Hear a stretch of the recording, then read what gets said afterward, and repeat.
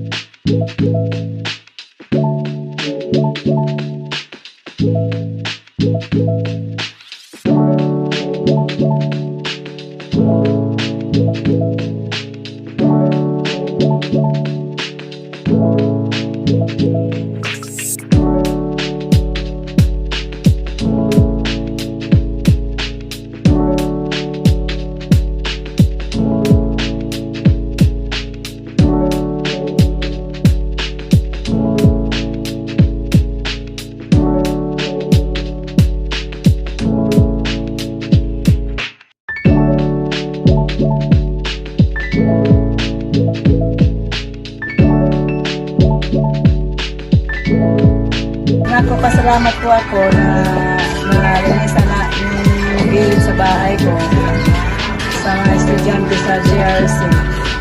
So, dito sa lugar namin sa Baseco. Maraming salamat po. Welcome po. Thank you po.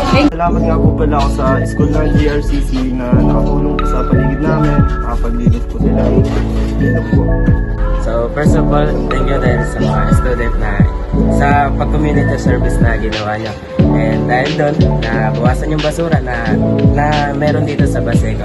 So, I hope na marami kayong mahikayat na gumawa pa ng mga ganitong bagay para na makatulong sa community. Yun lang. Thank you.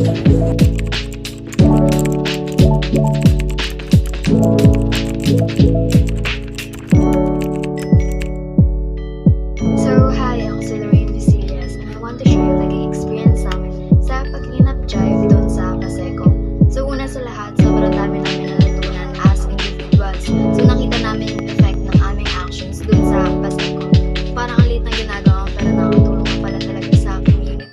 Yung pagkakaisa rin namin as a group, nagtulungan kami sa bawat basura kahit na medyo madumi at makalat. Pero masaya kasi sabay-sabay kami nag-effort para maayos yan. So, isa pang napulot kong lesson is yung importance ng responsibility and cooperation.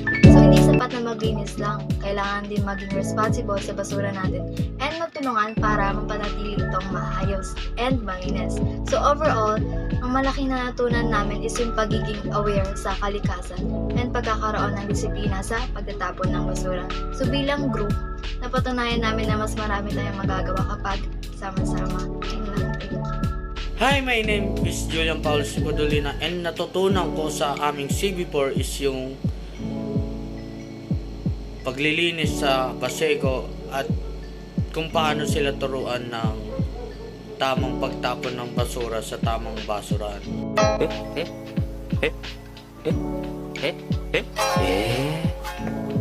Yun lamang at salamat po sa inyong lahat. Hi, I'm Micah Piliera and ang dami kong natutunan dito sa project namin which is yung clean drive operation. Unang-una sa lahat is yung pagiging teamwork. Natutunan ko na napakahalaga na magkaroon ng teamwork sa isang grupo. Lalo-lalo na yung pag-iisip pa lang namin ng kung anong project nga ba gagawin namin. And nag-come up kaming lahat sa isang napakagandang clean drive operation and which is napakalaking tulong dito sa lugar namin which is Baseco.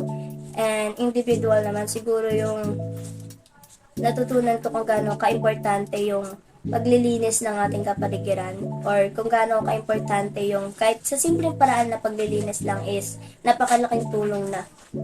And yun lang. So, thank you. So, good day. My name is Marco Luisa Carmen from BSP.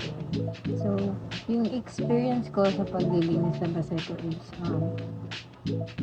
sobrang mahirap siya kasi madami siyang kalat, madaming nililinisin. Pero na-realize ko or yung natutunan ko doon is kung paano pahalagahan yung isang lugar, kung paano linisin, kung paano ayusin.